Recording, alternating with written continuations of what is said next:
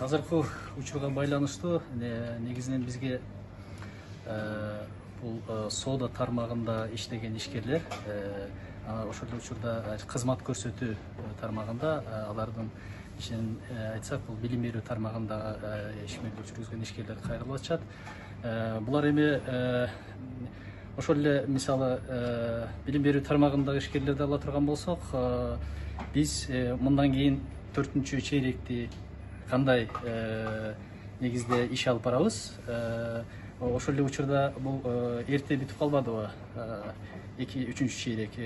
Ошол эрте бүтүп калган убактыбызда биз кызматкерлерге кандай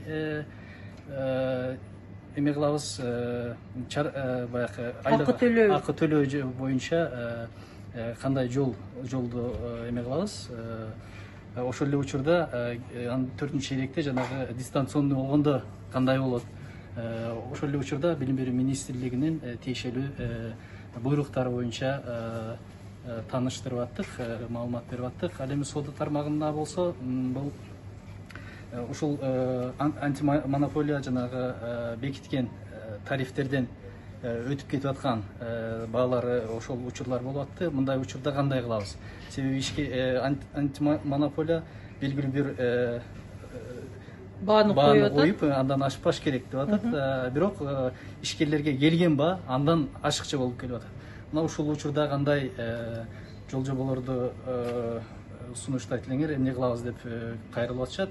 Бул боюнча дагы ошо тиешелүү кеңештерди берип атабыз. Чындыгында ошол учурда, мисалы азыркы учурда антимонополия ошол 8 азык-түлүккө максималдуу бааны коюп берди да. Мына сиз айтып атасыз, ишкерлердин товарды алып келгенде баасы өсүп атат. Андай учурда эмне кылыш керек ишкерлер чындыгында? Эми бул жерде биз эми жанагы ишкерлерге накладной, аларга келген товардын баасын көрсөткөн, тастыктаган накладнойду эме кылып атабыз, алгыла деп атабыз. Ошонун негизинде анан жанагы тиешелүү ошол антимонополия кызматкерлери менен ошону көрсөтүп, ошонун негизинде бул жерде эми жок дегенде өзүнө жанагы административдик штрафты койдурбоо маселеси болуп атат да. Ошону сунуштап атабыз. Сиз юрист катары азыркы учурда ишкерлерге азыркы учурда кырдаалда айтчу негизги кеңешиңиз барбы? Ишкерлерге эми биз дагы эми бизнес ассоциация катары тиешелүү өкмөттүн чыгарган буйруктарына, көрсөтмөлөрүнө баш ийип, ал эми жанагындай жогоруда айтылган маселе сыяктуу мындай маселелер чыкканда, проблемалар чыкканда бизге кайрылып, анан тиешелүү мындай кеңештерди алгыла деп айтмакчыбыз бул жерде. Номериңиздерди айтып койсоңуздар, кандай ишеним телефондор иштейби? Бизде ошол юридикалык маселелер боюнча 776 67 15 66 номерлерине кайрылып кеңеш алсаңыздар болот. Рахмат. Мына ушундай ардактуу көрүүчүлөр, бүгүн Бапкенде негизинен ишкерлер азык-түлүк саткан дүкөндөр иштеп атат. Бапкендеги эң бир чоң соода маркети, бул 24 саат бою иштеген ишкерибиз бар. Наргизаны дагы кепке салсак. Наргиза, саламатсызбы? Учурда азык-түлүктөр кандай болуп атат? Жетиштүү элеби? Эмне тартыштык болуп атат?